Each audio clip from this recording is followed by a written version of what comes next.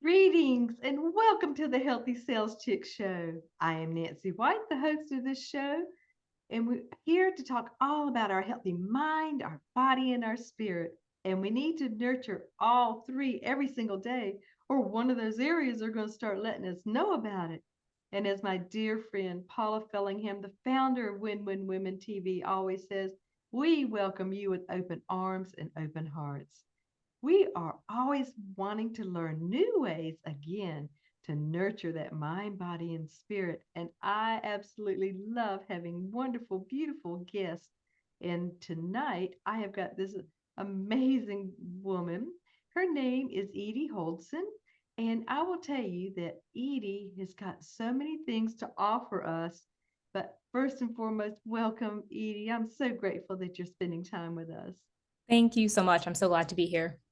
Well, I want to share with you just a little bit about the things that we're going to talk about tonight. We're going to talk about creating the life that you long for, the impact of self perception on your quality of life. Now, that's a great discussion to get into, and your authority to live a blissful life. But Edie is a woman in love with life. She said most days, but her journey is like a lot of women. It went from a draining, painful, people pleasing, don't we love women that are always people pleasing reality to a vibrant, grounded, abundant life, and has been a winding road that continues into the horizon. She learns and unlearns. Don't we all do that? We learn and then we learn, unlearn things every single day. And as she explores more of our beautiful existence, she realizes how little she knows. Don't we all? But these three things that she is sure of: you are created for and calibrated towards bliss. You are the best person in the world to live the life you have been called to and that you have been blessed with. And this destiny is on the other side of deepening your connection to God and yourself. I am so grateful again, Edie, and with all your experience and wisdom and knowledge, what's led you to this current career in this time in your life? Yes, thank you so much, Nancy. That was beautiful. I need to record, take this recording and just play this anytime I go somewhere. That was beautiful. Um, yes, as I mentioned, it's been a journey. It's been a journey, and Um, I have been blessed to have a life that has been largely peaceful, largely full of love. But like you mentioned, as we all do, no matter how great our background is, there are things that come into our lives, whether through our own decision or just life in general, that kind of derail us. And a really kind of pivotal moment in my life was college and being a part of a group that um, mm, was both beautiful in a lot of ways. It was a community group, it was on campus community group, and made a lot of friends, had so many beautiful experiences and connections, but also had a lot of fragmenting dynamics in the group. And a lot was expected of us. And it took me a while to unwind that from after leaving college, which luckily was a natural end to that experience.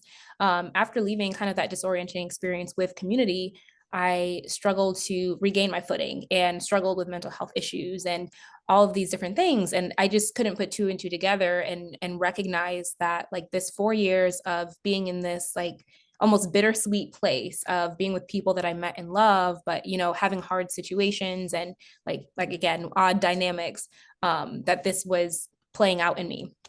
And so it all kind of came to a head when I just reached that place where I was operating out of the fragmentation of that experience, right? Because whether we want to admit it or not, the past affects our present. And so I had all these unresolved narratives about myself, about the world, about relationships, about people that I was operating out of. And I was running myself ragged. I mentioned people pleasing in my bio, and that was a big part of it, right? Like wanting to fit in and not rock the boat and be the good girl, be the nice girl, and doing that. The good, what's the phrase, nice guys finish last. I think nice guys, nice girls, in the sense of those who self-abandon do finish last, and I'm glad that I reached that point of just breaking. I don't know what the straw that broke the camel's back was, but eventually I was like, I can't do this.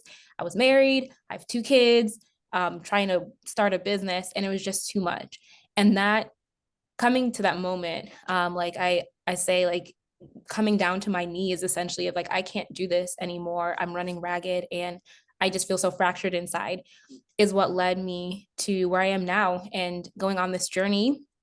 And I'll say, I guess, continuing this journey of knowing myself, returning back home to myself, loving myself, inviting back in love from others, that I was scared to. I had put up walls, and doing the work to begin finding my voice and reclaiming my voice from some of these previous situations. And out of my own journey was birthed this desire to help other women do the same, because we talked about this a little before we hopped on live, but so for so many women, you know, it's easy to self-sacrifice and to settle for what is thrown your way instead of create your life actively. And I just think there is so much power locked up in women that we already, and not the power of let me hustle more, let me build more, let me do more, but the power of our true and potent voices, like the true message that's burning inside of us, the true medicine that we're called to bring into the world. And so that's what's led me to here. And that's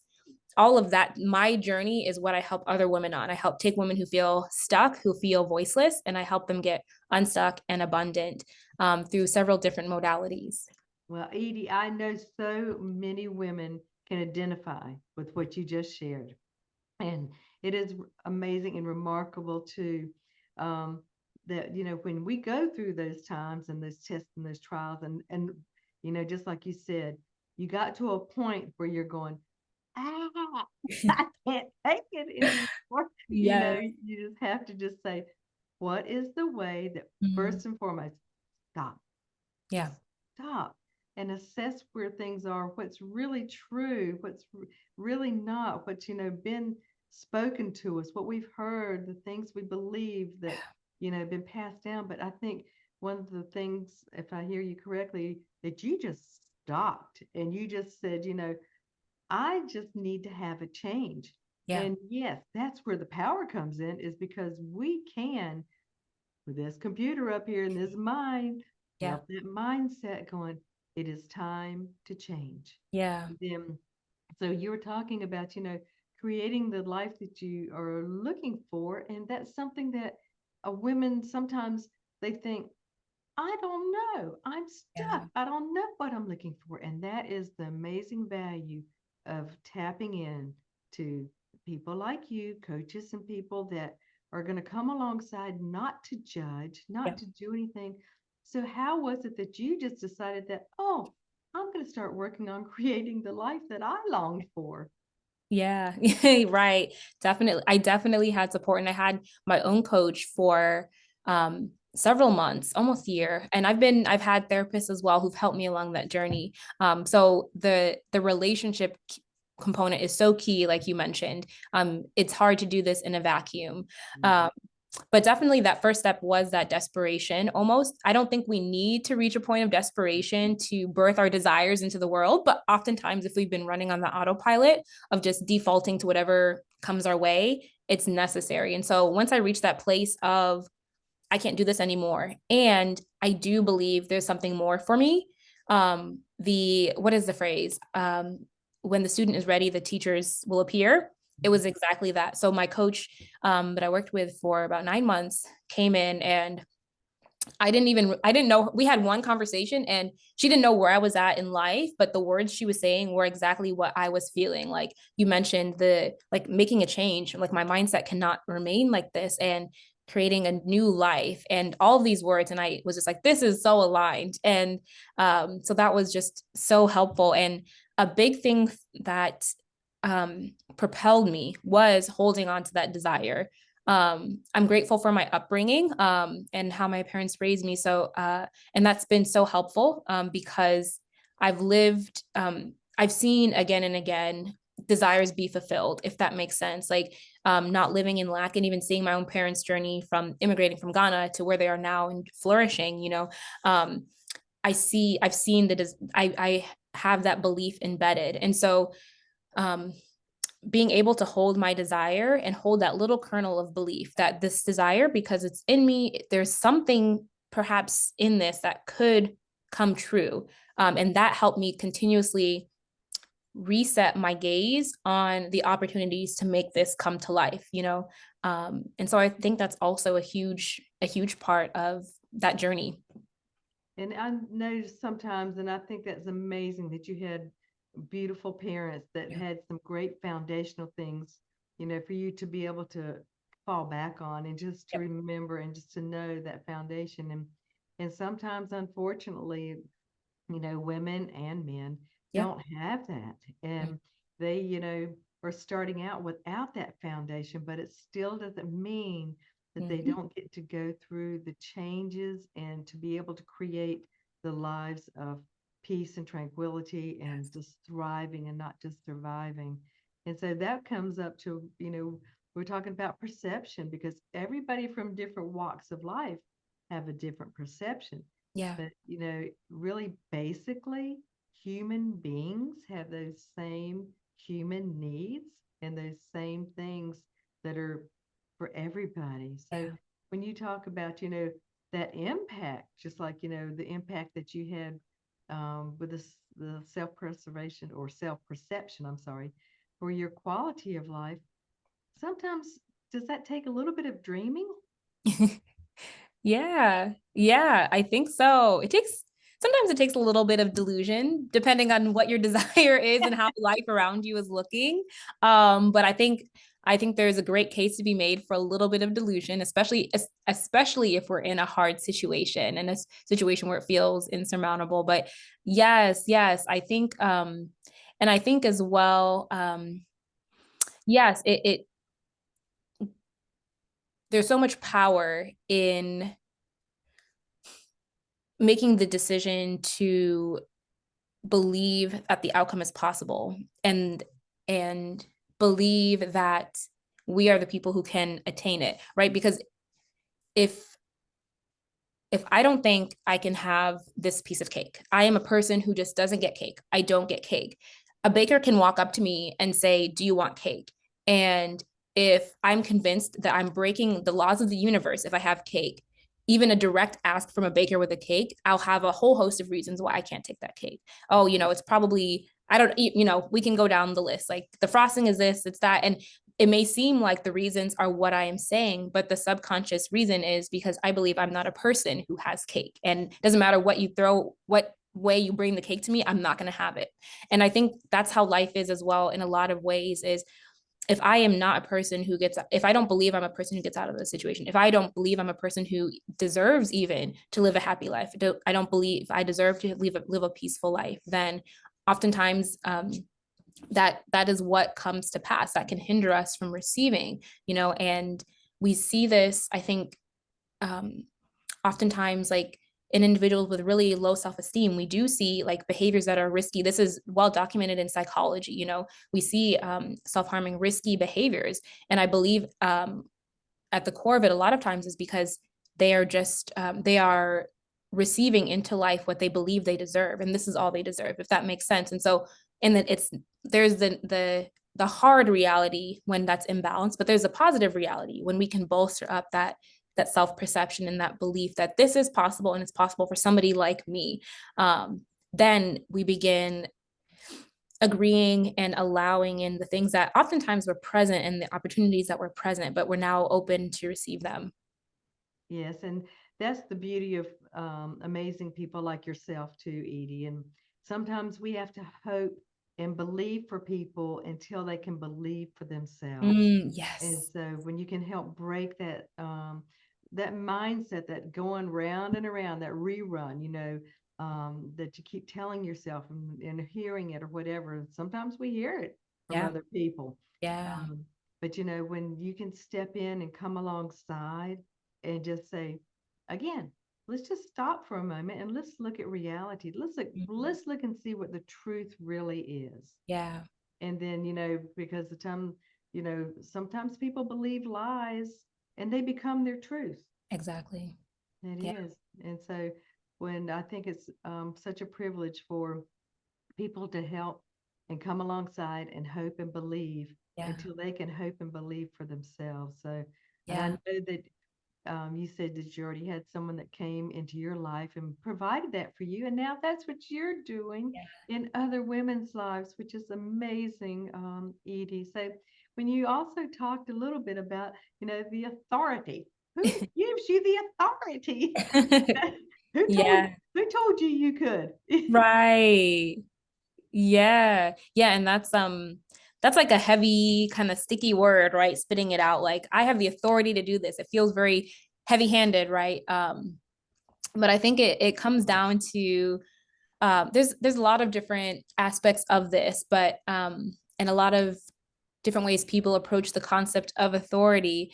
But the one thing to remember is that you are living this life, and this is what I would encourage a woman I was speaking if I was speaking to who's struggling with this, is that you are living this life. You're in this body, you're in this reality. Like, no, who but you has the authority to change your life? Who but you has the authority to say that this narrative no longer is going to look like this, it's going to look like this. And when we sit with that, if we get squirmy and um, we can't hold that truth, it's a really potent invitation to look and see who we do think has the authority to change our lives. Who do we think has more authority in our lives than us?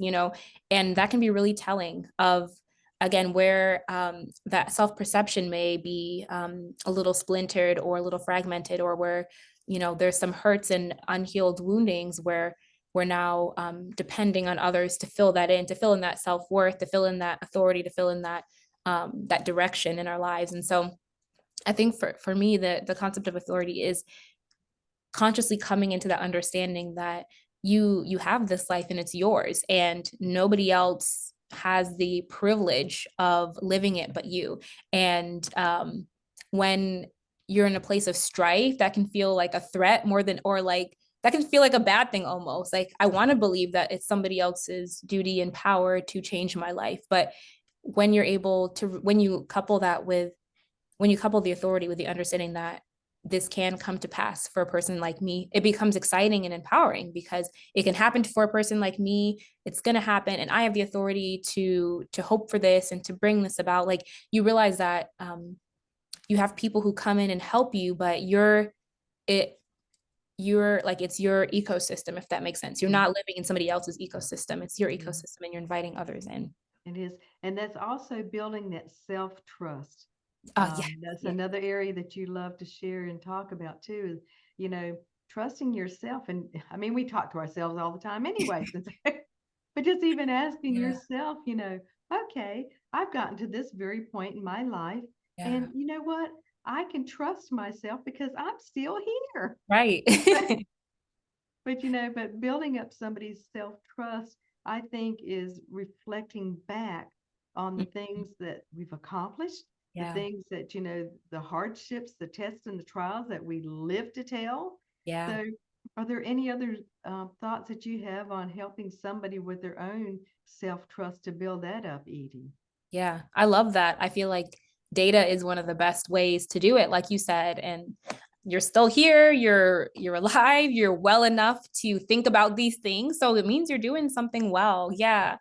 Um, I think, let's see. I think that's a big, yeah, I think looking at that data is a big thing. And then I guess moving forward with it is also experimenting. Once you've kind of done that look back, like, okay, maybe I can trust myself. Start experimenting. I don't think I've met anybody who doesn't have an intuition or that sense, or we've all been in a situation, I believe, where we're like, this just feels off, or I don't know, I just really like this person or something. Um, Start experimenting now. Actively collect data as you're going about. When you notice these things, um, follow the nudge, follow the urge, and see what happens. And where you might have previously plowed ahead with an interaction that's making you uncomfortable, tap out of it and see. I've had so many situations where I felt some type of way about something. And then weeks, months, years later, I'm like, oh, that's why. That makes sense, why I was feeling like that way about that person or that situation. So I think it's all just mirroring what you said exactly, the look back and then actively collect that data moving forward and see, again, reinforce that trust with yourself. So, how does somebody know if they're a people pleaser? What is the test, Edie, for being, Right. you know, is it, do I just stop and think, oh, I take care of everybody else, Mhm. everybody's things, all this kind of stuff, before self-care, Yeah. especially. So what are some other telltale signs of people pleasers?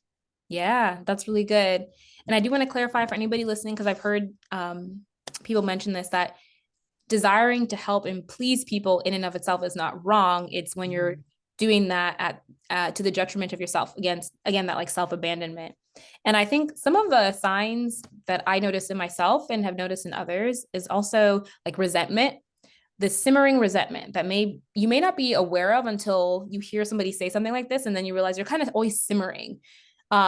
Your husband leaves the sock and you're just like, you have a whole conversation with him and he's not even there in your head about, you always do this and I do that, and like I carry all this stuff, and all you need to do is put that sock away, that boiling, simmering resentment, even like stress headaches and GI issues, that trapped anxiety and stress in your body. You've moved hard conversations on the outside to the inside. Like you've turned what would be like, oh, a hard conversation with somebody to set a boundary. You've just turned it into containing all of that within yourself. I think there's a quote that says like, avoiding conflict is moving the war from outside to inside. And another like random one is laughing when you don't feel like laughing. These are really specific, just so hope maybe they'll trigger somebody to recognize that's actually a fawning response. When somebody says something and you just laugh, it doesn't matter if the joke is funny, doesn't matter if it's at your expense, just that nervous laughter. And then I guess on a more macro scale as well, is if you sit and ask yourself, what do I want? You struggle with that as well. You may be able to give a long list of what you're hoping and praying for your partner, your kids, your family, your community. But if it's hard for you to access that for yourself, chances are that there's been some level of yourself that you have turned off and like enmeshed with somebody outside of you. So I think those are some telltale signs if you're struggling with people pleasing a bit. Oh, that is really great. I love the thing about stewing and just sort of, Mm. and just in the inside, and you think, when you start recapping everything that you're doing for everybody else, and you're Yes. sitting there going, then did you do it with a pure heart? Did you do Mm, it out of, yeah, love and kindness? Or was it doing it just because you felt like you were supposed to? Or, right. that kind of thing. Just, I know I had a coach talking to me a couple of months ago, and she was so funny. She was talking about, Nancy, what do you do for yourself? And so I'm sitting there thinking, I do this for myself. And my brain's thinking of all the tangibles. She goes, no, she goes, um, not that you have to go get a massage, not that you have to, she goes, I want you to go sit outside for 15 minutes beside a tree. I said, okay. She says, I want you to get grounded. She said, Yeah, I want you just to do something for you that yeah. is good, and it doesn't involve anybody else. And so I thought, now that's an interesting concept to think Did about. you do I it? did. How So was then, it? and then it rained. And then, Oh no. but no, no, but I didn't sit in the rain. But no, I think it's really valuable. I think Yeah, it's really good for us to be able to get out in nature and to do those yeah, things just to clear the way. And yeah. sometimes, you just have to just take that time, whether it's 10, 15, 20 minutes, even if you're a mom or whatever, you just have to have that time just to say, okay, we need to stop and be peaceful for just a moment. Mm, Release, we were talking about releasing to receive so we yeah, can give. And yeah. so as you're continuing to guide women, Edie, some of the things I think that women feel like is that they're there all by themselves. They're the only ones going through this, Mhm. and Yeah. or they'll start comparing and they'll look at somebody else and go, "Oh, they're not going through what I've been going through." We have no clue what people have gone through. Right. Yeah. Mhm. Yeah. Totally agree. And I think, especially to your first point about feeling alone, like that's the perfect breeding ground for shame. There's several ingredients that shame needs to grow. Can't remember them all off the top of my head, but like secrecy and like hiddenness is one, feeling like I'm the only person struggling with this. And so I know for me, for sure, it's been so like a beautiful release and just rejuvenation and having even just one person to say the thing that I thought I could never say out loud, or nobody else struggles with this. Nobody is stressed, nobody sometimes regrets being a mom, like, just things that you're not supposed to think, you're not supposed to struggle with, and being able to say it, or even going on an online forum and seeing that. Sometimes I Google questions and I'm like, okay, other people, 1,000 other people have asked this question. I can't be alone, and it starts taking the power out of shame and that insecurity, which, I feel like that comparison, they're all kind of the insecurity and the shame are almost like two sides of the coin. And, the comparison comes from that insecurity of where we're at, right? Because even if we're wrestling with something, but we trust and we're secure in where we're going, we're not comparing where we're at with other people. But it's when we don't have that belief that it will be okay for us, that's when we start that comparison. And so I think in this digital age, so much craziness has come from having technology and so many beautiful things like actual social media where people are able to connect and dispel shame by saying, hey, we're all struggling with this as well. Absolutely. And another area that we touched on just a little bit was that, that spiritual discernment, because, Yeah. sometimes Mhm. people are going, they get paralyzed and they get just, I don't know if I should or Mhm. whatever.